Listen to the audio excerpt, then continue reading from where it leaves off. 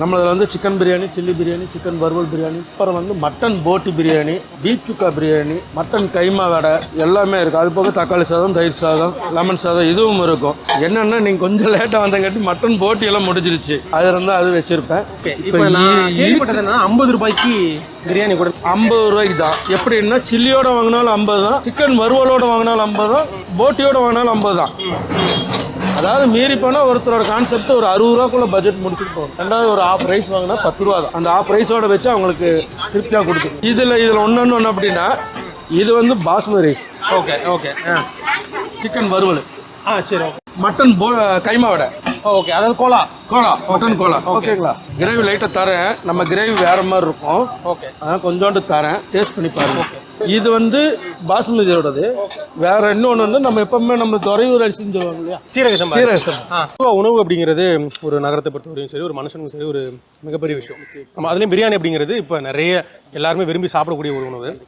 எனக்கு இங்கே ஆச்சரியமாக இருந்தது என்னன்னா, நான் வேற ஒரு ஷூட்டுக்காக போயிட்டு இருந்தேன். திடீர்னு கூட்டமாக இருக்குன்னு பார்த்தா நிப்பாட்டோம். 50 ரூபாய்க்கு இது ஒரு சிக்கன் 65, ஒரு சுக்கா வறுவல், மட்டன் கோலா, இந்த மாதிரி கிரேவி இவ்வளோ சேர்த்து நீங்கள் ஒரு 50 ரூபாய்க்கு ஒரு சாப்பாடு தர்றீங்க அப்படின்னா எப்படி இது முதல்ல எப்போ ஆரம்பிச்சிச்சு, எப்படி இந்த தாட் வந்துச்சு? அதாவது ஃபஸ்ட்டு வந்து நான் ஆட்டோ ஓட்டிட்டு ஆட்டோ ஓட்டும்போது ஒரு இடத்துல போய் ஒரு சாப்பிடணும் அப்படின்னோம்னா அந்த 20 ரூபாய்க்கு நம்ம வாங்கி சாப்பிட்றோம். அப்போல்லாம் வந்து 10 ரூபாய்க்கு வந்து 4 இட்லி கொடுப்பாங்க.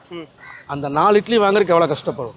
அந்த கஷ்டத்தை உணர்ந்தங்காட்டி தான் ஃபஸ்ட்டு ஸ்டார்டிங்கில் நான் இங்கே பிரியாணி போடும்போது வெறும் 30 ரூபாய்க்கு தான் போட்டேன். எத்தனை வருஷத்துக்கு முன்னாடி?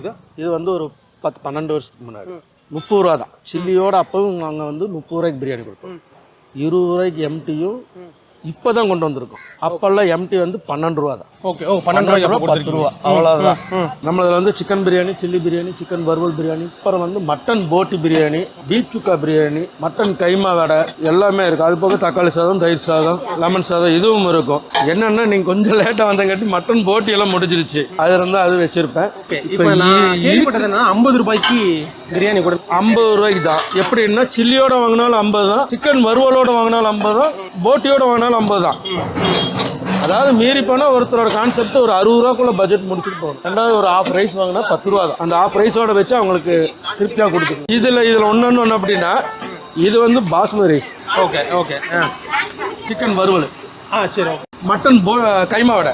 ஓகே, அதாவது கோலா, மட்டன் கோலா. ஓகேங்களா? கிரேவி லைட்டாக தரேன். நம்ம கிரேவி வேற மாதிரி இருக்கும். ஓகே, அதான் கொஞ்சோண்டு தரேன், டேஸ்ட் பண்ணி பாருங்க. இது வந்து பாஸ்மதியோடது. வேற இன்னொன்று வந்து நம்ம எப்பவுமே நம்ம துறையூர் அரிசின்னு சொல்லுவாங்க இல்லையா, சீரக உணவு அப்படிங்கிறது ஒரு நகரத்தை பொறுத்தவரையும் சரி, ஒரு மனுஷனுக்கும் சரி ஒரு மிகப்பெரிய விஷயம்.